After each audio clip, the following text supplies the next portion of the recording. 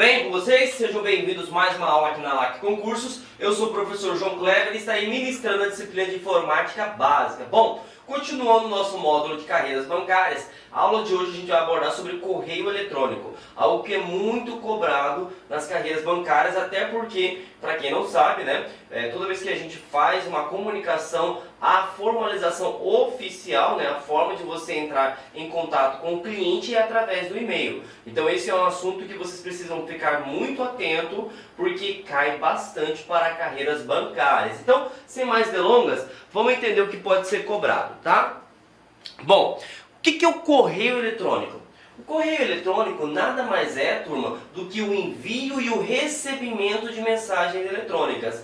É para que você compreenda de forma mais adequada, né, que você consiga fazer um paralelo, é como se fosse o correio, só que digital. Então você encaminha e você recebe mensagens eletrônicas.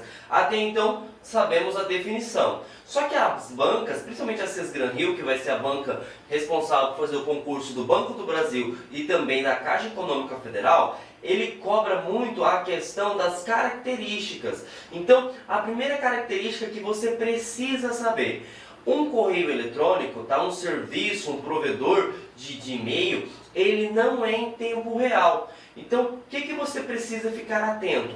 Quando o professor João Kleber ele encaminha um e-mail para você, às vezes ele chega rápido e você imagina, supõe que ele é em tempo real, né? Enviou, recebeu. E você precisa ficar atento de uma coisa muito importante. Por quê? Eu tenho a figura do remetente, aquele que envia o e-mail para você, e eu tenho também a figura do destinatário, aquele que recebe o e-mail. E o que acontece? Se eu, professor João Kleber, encaminhei o e-mail para você, eu tenho que estar com conexão com a internet. Claro, lógico, né? Mas se o destinatário, por exemplo, ele não estiver com a internet, esse e-mail fica parado como se fosse num local temporário no servidor de e-mail. Um exemplo, imagine que eu estou encaminhando um e-mail para uma pessoa que possui o Gmail, então fica lá no serviço do Google. Eu estou encaminhando uma pessoa que tem um e-mail Hotmail, fica na Microsoft. Então perceba, encaminhei o e-mail, só que o destinatário, você está sem internet, você não vai receber o e-mail, ele fica parado. Assim que você restaurar a conexão com a internet, ele vai encaminhar para a sua caixa de entrada. Então fiquem atentos. O e-mail não é em tempo real. Eu preciso que tanto o remetente que enviou o e-mail quanto o destinatário tenha acesso à internet. Beleza? Então fiquem atentos com isso. Essa é a primeira característica que você precisa saber.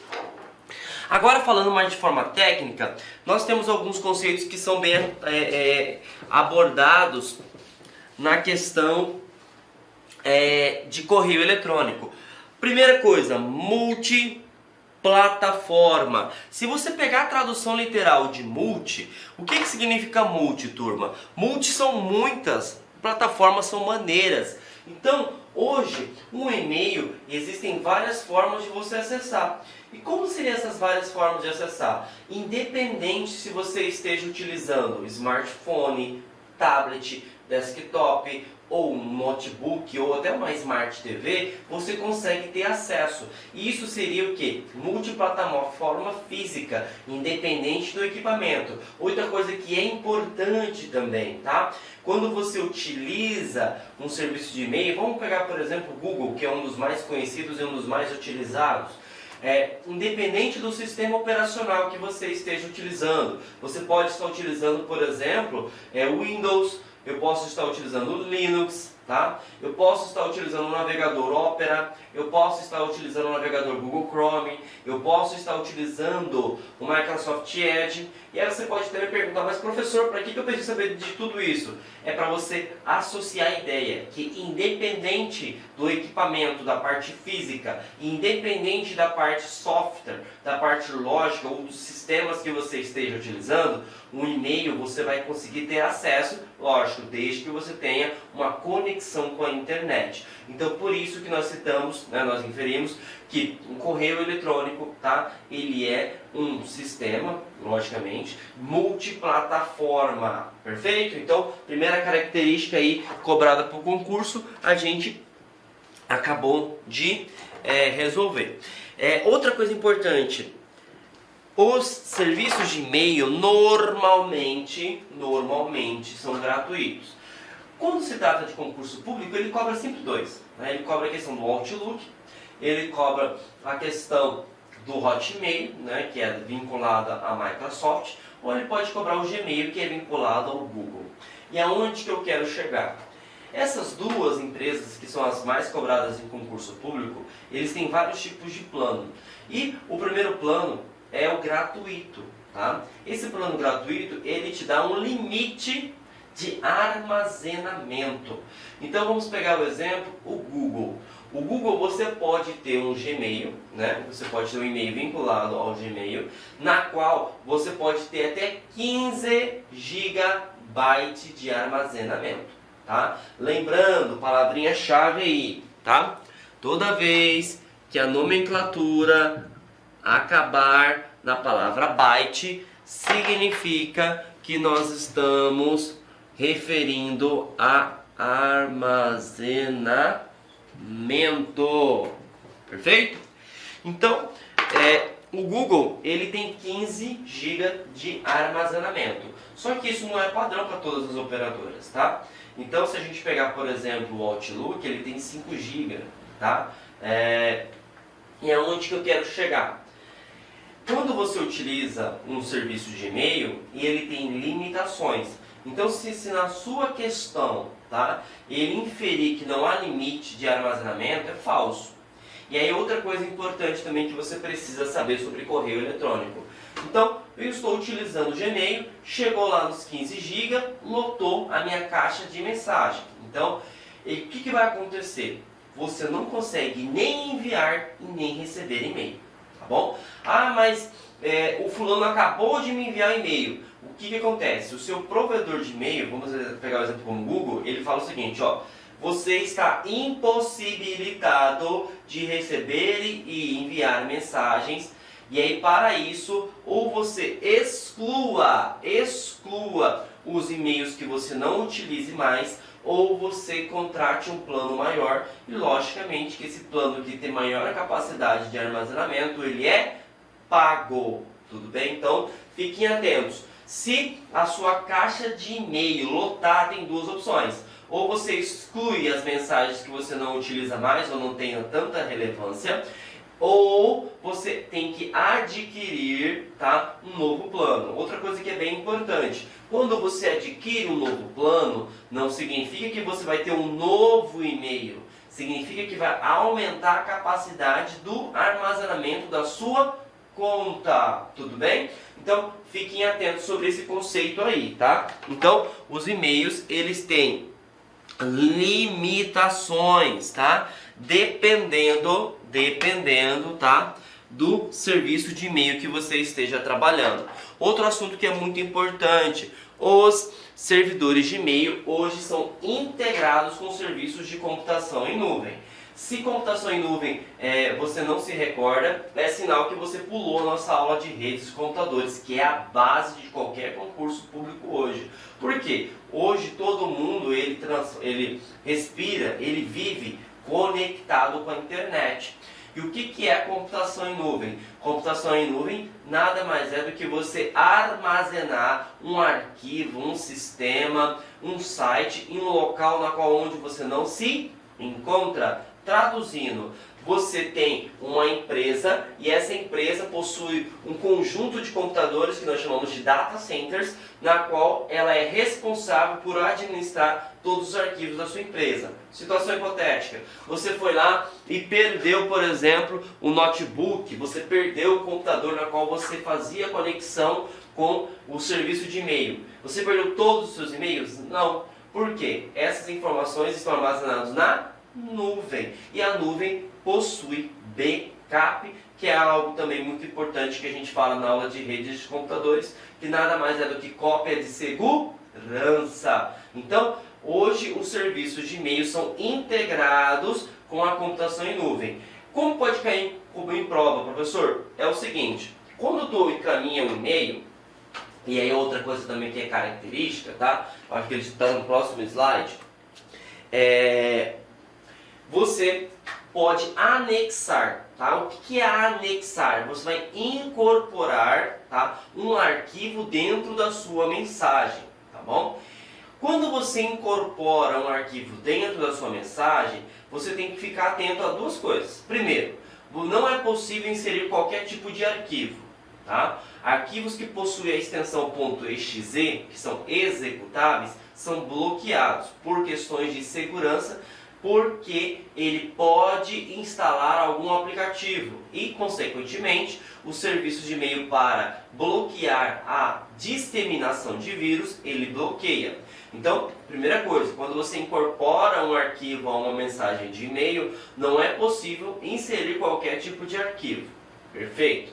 Segundo, vamos imaginar que esse arquivo seja um arquivo benéfico. Um exemplo, um relatório em PDF.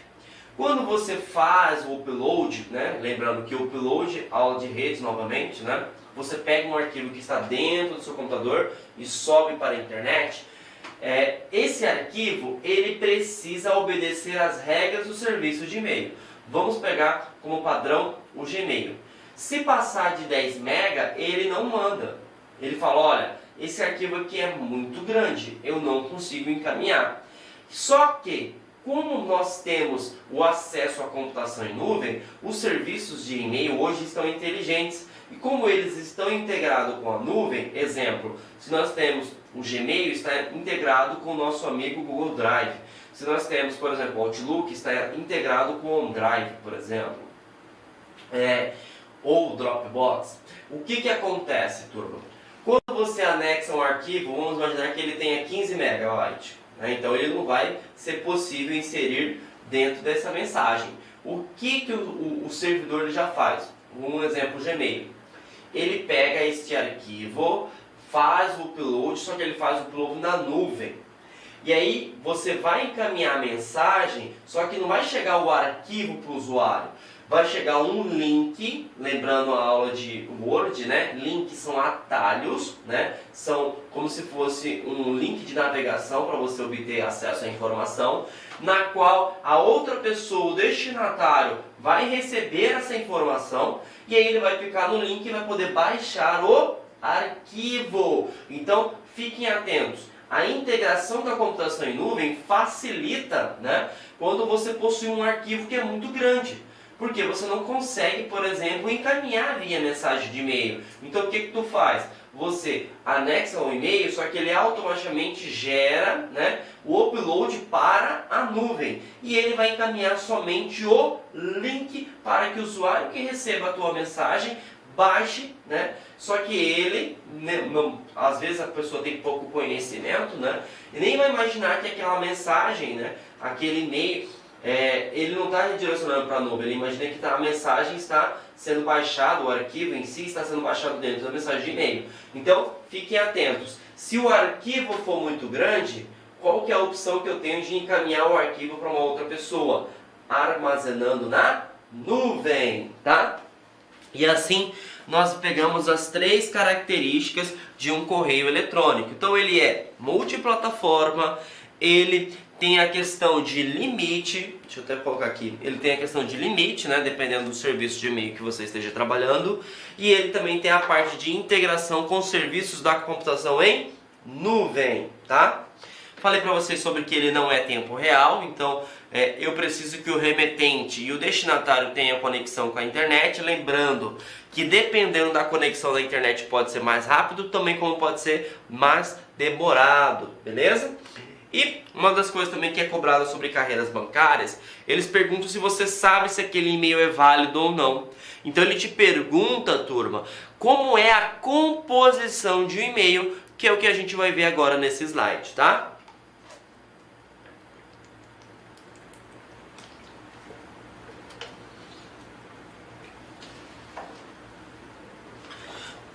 Desculpa, gente. Então vamos lá. Aqui eu estou dando 2 exemplos para vocês de e-mails que podem ser cobrados.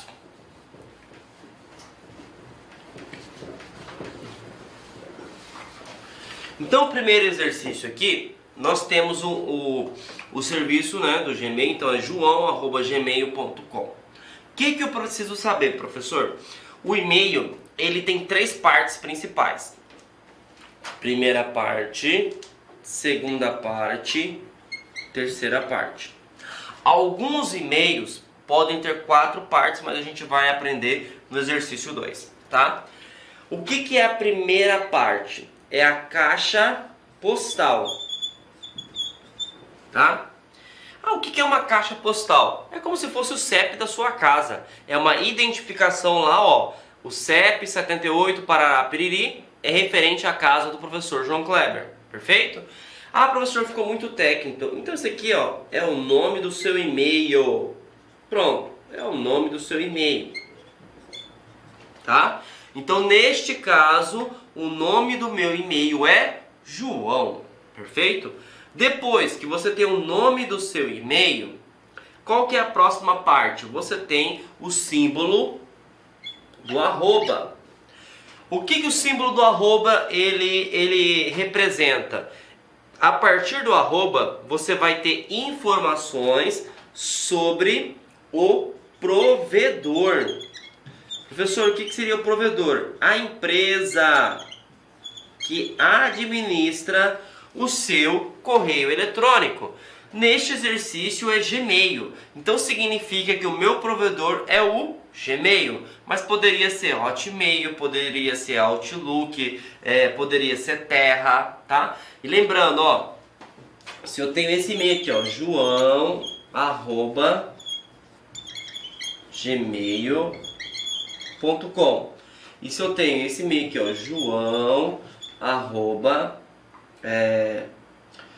hotmail.com.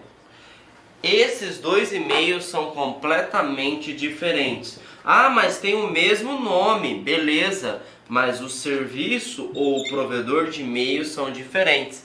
É como se a gente tivesse a seguinte forma, ó, eu tenho o carro Gol, como eu tenho também a empresa de transporte aéreo Gol. Mas é o mesmo nome. Não, mas os serviços são completamente diferentes. Então, se liga nisso aí, tá? Que esse aqui são e-mails distintos, tá bom? Então, deixa eu apagar aqui pra gente continuar.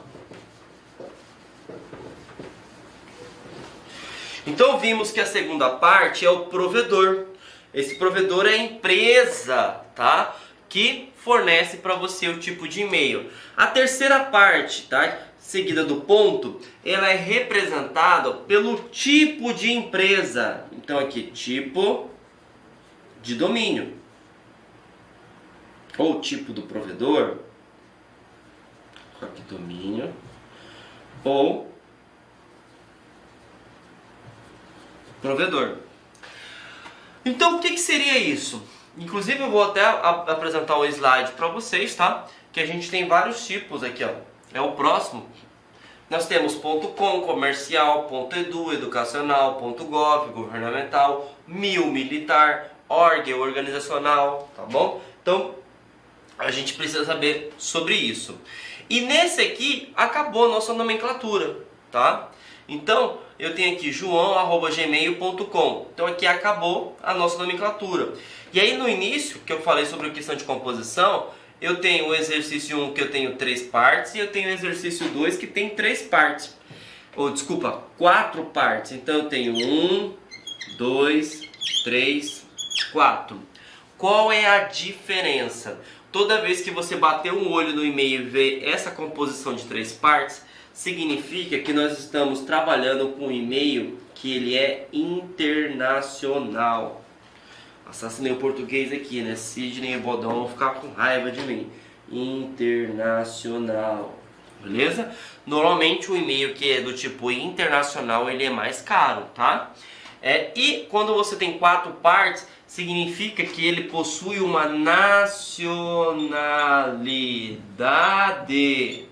Então, pegando o mesmo exercício, aqui eu tenho a caixa postal, aqui eu tenho o provedor, tá? Aqui eu tenho o tipo de provedor e 4 eu tenho a nacionalidade, tá? Então, neste caso aqui, ó, a minha nacionalidade é brasileira. Se eu fosse ler a composição desse e-mail, seria da seguinte forma. Como é que é o nome da caixa postal? João. Quem é o provedor de e-mail? Gmail. Qual é o tipo de provedor? Comercial. Ele possui uma nacionalidade? Possui. Qual é? Brasileira. Se tivesse PT, Portugal e assim por diante. Tá? Então, esta é a composição. E aí você precisa saber, tá, turma? Que, tá? Nós temos e-mails que pode ser internacional, como também a gente pode ter e-mail que seja nacional, tá?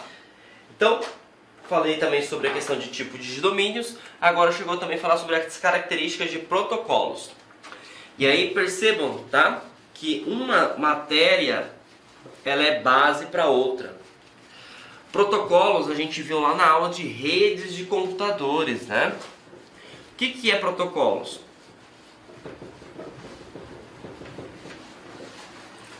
Protocolos nada mais é do que leis. O que são leis? Por exemplo, se eu estou dirigindo o meu carro, eu preciso respeitar as leis de trânsito. Se eu, por exemplo, estou desmatando uma área florestal, eu vou responder pelas leis ambientais. Se eu estou, por exemplo, empregando uma pessoa, eu vou responder pelos direitos trabalhistas. Então percebam, cada área que a gente trabalha tem leis. E quando você fala de computação, cada área ou cada tipo de serviço na qual você está inserido possui um tipo de protocolo. E quando a gente trabalha sobre e-mail, tem 3 protocolos que precisa estar na ponta da língua. E isso aí, gente, não cai em concurso público não, tá? Despenca. A questão de protocolos de envio e recebimento de e-mail está praticamente em todas as áreas. Fiscais, carreiras policiais, carreiras bancárias, precisa saber sim sobre protocolos, tá? E existem 3 que caem no seu concurso.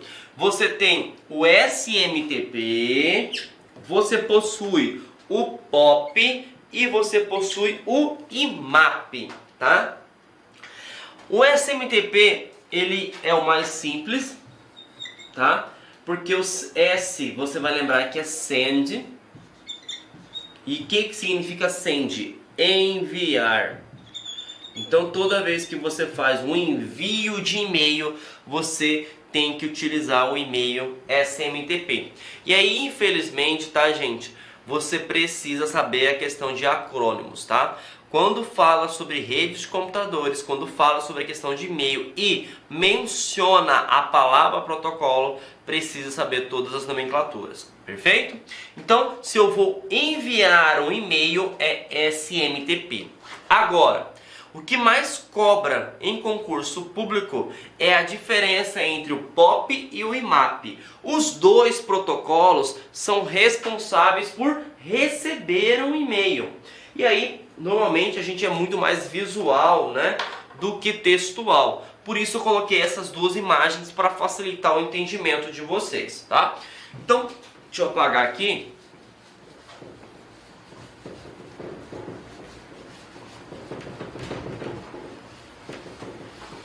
E vamos tentar entender o que ele está cobrando pra gente, tá, gente? POP e IMAP, os 2 são responsáveis por recebimento. Perfeito. Então, se tiver uma questão no concurso público perguntando quais são, né, ou qual seria um protocolo para receber e-mail, você poderia colocar ou POP ou IMAP, certo? Beleza. Agora, o que eu preciso saber? Um possui uma característica que permanece o arquivo somente em um local. O outro possui uma característica que ele vai criando cópias dos arquivos, né, dos e-mails, em todo e qualquer dispositivo que solicitar acesso à informação. Então, para facilitar teu entendimento, nós vamos apelidar o POP do atalho Ctrl X e nós vamos apelidar o nosso amigo IMAP do Ctrl C. Então, vamos relembrar a aula de Word. Qual é a finalidade do Ctrl X? Aí você pode pensar assim, nossa professor, isso é fácil, é recortar. Mas eu estou te perguntando o conceito que está por trás de recortar, você sabe? Porque é muito fácil falar recortar, mas tem que saber a ideia que está por trás. Recortar, o que ele faz? Ele move, ele transfere você retira do local de origem e passa para o local de destino. Então a palavra-chave é mover, tá? Então você vai pegar aqui, o POP, ele faz uma movimentação, perfeito? E o Ctrl C é referente ao IMAP. O que o IMAP faz? E aí você pode ter, eu tenho certeza que vocês pensaram, Ctrl C é fácil, professor, é copiar. Mas aí é a mesma coisa que a gente fez no recortar. Qual que é a ideia por trás disso? A ideia de copiar é você deixar um arquivo no local de origem e criar uma cópia no local de destino. Então agora eu não possuo somente um arquivo, eu possuo 2 arquivos, tá? Então essa diferença é crucial. Sabendo dessa analogia, dessa brincadeira que a gente fez comparando outras matérias com informática, fica mais fácil de entender agora. Por quê? Eu vou apresentar para vocês o conceito. O POP, ele faz da seguinte forma. O professor João Kleber encaminhou um e-mail para você, aluno. Então o que acontece? Imagine que seja o Gmail, tá? Mas poderia ser qualquer um. Então a mensagem, ela vai vir, vai cair dentro do Gmail, e aí o Gmail vai perguntar, beleza, está configurado o e-mail do professor João Kleber POP ou IMAP? Está configurado POP. Então o que ele faz? Ele vai encaminhar essa mensagem para o computador ou dispositivo que esteja cadastrado. Aí o que acontece? Quando você tem o POP, essa mensagem fica só naquele local. E aí vamos imaginar que eu tente acessar de um outro computador. Quando eu vou acessar, eu até consigo. Isso poderia até ser pegadinha de concurso público. Eu consigo fazer login no meu e-mail. Só que quando eu vou buscar as caixas de mensagens, não aparece nada. Vai apresentar como se estivesse vazia. Por que vai apresentar como se estivesse vazia? Porque foi configurado o POP. Então o que o POP faz? Tira do local de origem, que é o servidor, e transfere para o local de destino. Aí você fala assim, nossa professor, mas não entendi. E aí a pergunta é o seguinte, imagine que você seja um gerente lá da agência, na carreiras bancárias. O que acontece? Você precisa ter acesso ao seu e-mail somente no local de trabalho. Lembre-se da aula de segurança da informação. Hoje o maior ativo de uma empresa ou de um órgão público é a informação, turma. Então o que acontece? Você não pode, por exemplo, ter acesso a esse e-mail na sua casa, no seu trabalho, na casa do seu namorado, sua esposa, enfim. Então você só vai conseguir ter acesso àquela informação lá no local de trabalho, na sua agência. Então, por exemplo, se você só consegue ter acesso ao seu e-mail neste local de trabalho, pergunta de prova. Que tipo de protocolo foi configurado? E aí você tem que lembrar da aula do professor João Kleber. Só pode ser 2 e-mails, ou é POP ou IMAP. O POP só armazena ou só, digamos assim, tem acesso em um local. E foi isso que eu acabei de citar, só que agora como forma de exercício. Se eu, professor João Kleber, só consigo ter acesso ao meu e-mail lá na agência, significa que foi configurado um tipo de protocolo chamado POP. Por isso que é a ideia que a gente passou aqui, né? Ctrl X. Ele move somente para um único dispositivo. Lembrando, esse único dispositivo pode ser multiplataforma. Pode ser computador, tablet, que mais? Um smartphone, beleza? Então é isso que vocês precisam ficar cientes.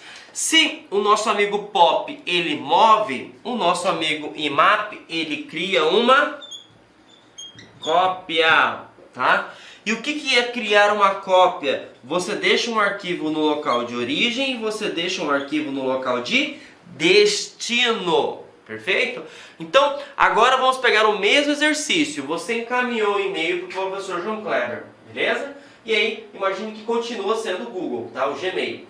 Então essa mensagem ela chega no provedor do Google e aí o Google vai perguntar, beleza, qual é o protocolo que está configurado a conta do João Kleber? Está configurado o IMAP. Beleza, o IMAP qual que é? Ctrl C. Então, tentei acessar do meu computador, o que ele faz? Opa, está aqui uma cópia do arquivo para você. Tentei acessar agora do tablet, está aqui uma cópia para você. Tentei acessar da minha Smart TV, está aqui uma cópia para você. Então, conseguiram entender a ideia? Quando você tem o IMAP, você tem multidispositivos. Significa que qualquer dispositivo computacional que acesse o meu provedor de e-mail vai ter acesso àquele e-mail. Diferentemente do nosso amigo POP. Então, os dois são completamente diferentes. E isso aqui que eu acabei de citar para vocês não cai em concurso público não, tá, turma? Despenca, despenca, beleza? Então, vamos entender agora como que se dá o funcionamento, como é que se dá a palavra-chave. Então, vou até colocar aqui, ó, o acesso ao seu e-mail.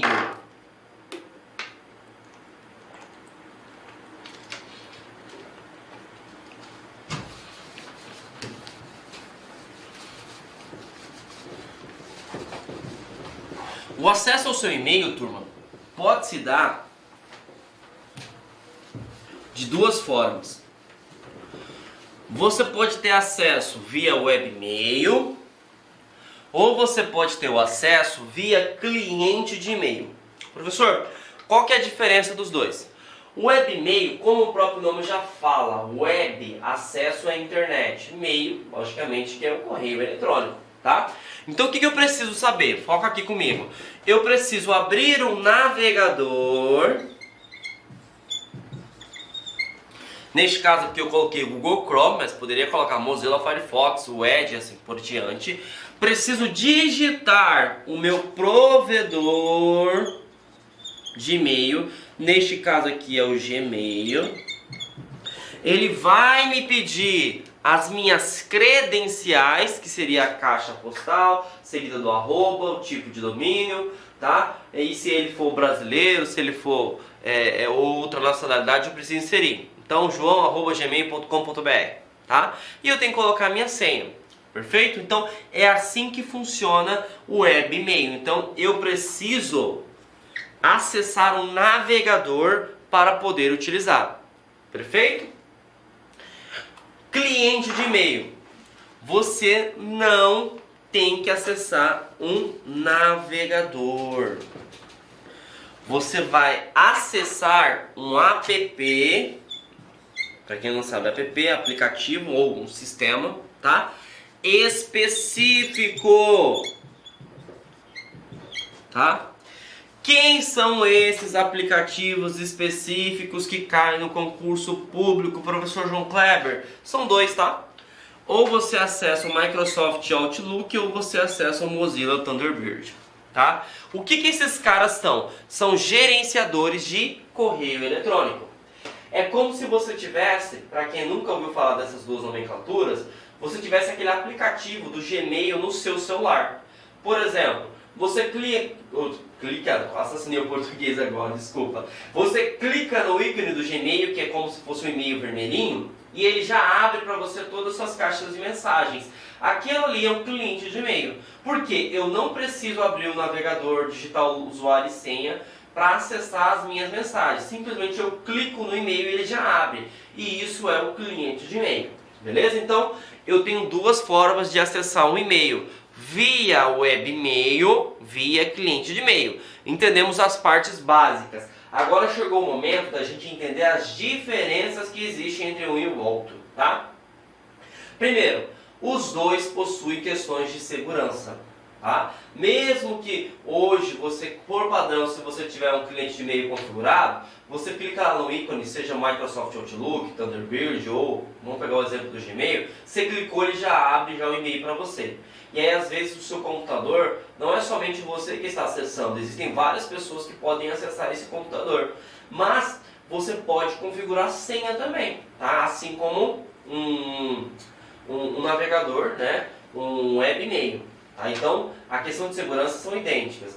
Agora, a grande sacada é a questão quando você não possui conexão com a internet. E aonde que eu quero chegar? Porque você pode até perguntar, poxa, professor, como que o e-mail vai funcionar sem acesso à internet? Se liga nessa dica aí. Ó. Quando você tem o nosso amigo navegador, então significa que você está utilizando um webmail, eu preciso abrir o navegador, nesse caso aqui é o Google Chrome, e aí para tentar obter acesso aos meus e-mails, correto? Beleza. Imagine que você não tem conexão com a internet. Quando você abrir o navegador, vai apresentar um erro da página 404. A página não pode ser exibida porque não tem conexão com a internet. Tá? Então o que acontece? Eu nem consigo abrir o navegador. Agora, se eu possuo um cliente de e-mail, a coisa muda de figura. Porque quando você tem um cliente de e-mail, os e-mails eles são criados uma cópia dentro daquele dispositivo. Então é local. Diferentemente do webmail, que o webmail você vai acessar o servidor do seu provedor. E aonde que eu quero chegar, turma? Se você tem um cliente de e-mail, criou-se uma cópia. Então, você consegue acessar o aplicativo e aí, pasmem, você tem acesso aos e-mails. Só que os e-mails antigos. Como assim antigos? Até o momento da queda de conexão. Tá? Opa. Conexão. Então na prática funciona da seguinte forma. Eu preciso criar um relatório, tá? E eu recebi as informações ou os dados, por exemplo, do meu gerente na data de ontem. E agora caiu na internet. Se eu estiver utilizando o webmail, lascou, tá? Por quê? Eu não consigo nem conectar no Gmail para obter acesso aos meus dados. Agora, se o meu e-mail estiver configurado no cliente de e-mail, simplesmente eu clico no Outlook ou no Thunderbird, por exemplo, e aí eu vou obter acesso aos meus e-mails. Só que eu tenho acesso a todos os dados, por exemplo, todos os e-mails enviados e recebidos. Vamos pegar como exemplo se caiu a queda de conexão ao meio-dia, tá? Ao meio-dia do dia 5 de setembro. Então até o dia 5 de setembro, ao meio-dia, eu tenho acesso a todos os e-mails. Após esse período eu não tenho acesso a nada. Mas, como eu disse, eu tive acesso ao e-mail. Amigos, inicialmente eu peço licença a vocês, pois interrompi os seus estudos. Mas esse vídeo é um vídeo promocional da Lá Concurso, é um vídeo para você se deparar aqui com o nosso site. Se você quiser assistir o final desse vídeo, se você quiser assistir o PDF, quer fazer o curso completo, ponto a ponto do edital, super atualizado, enxuto, eu convido você a se matricular no nosso curso, tem um link aqui embaixo, o investimento apenas R$ 119,90. Para de reclamar aí que eu cortei o vídeo, cara, vai lá, tira o escorpião do bolso. Ah, não tenho, mentira, não acredito nisso, R$ 119,90, esse curso fabuloso aqui da Lá Concursos, o melhor custo-benefício do mercado, ali você vai encontrar, tá certo? Todo o conhecimento necessário e suficiente para você ser aprovado no concurso da Guarda Civil. Só depende de você. E ainda, você tem ainda a nossa metodologia do Personal Coach, que é o estudo e regime de metas. Bacana? Vamos lá, vem estudar com a gente aqui na Lá Concurso. Forte abraço, fique com Deus. Tchau, tchau.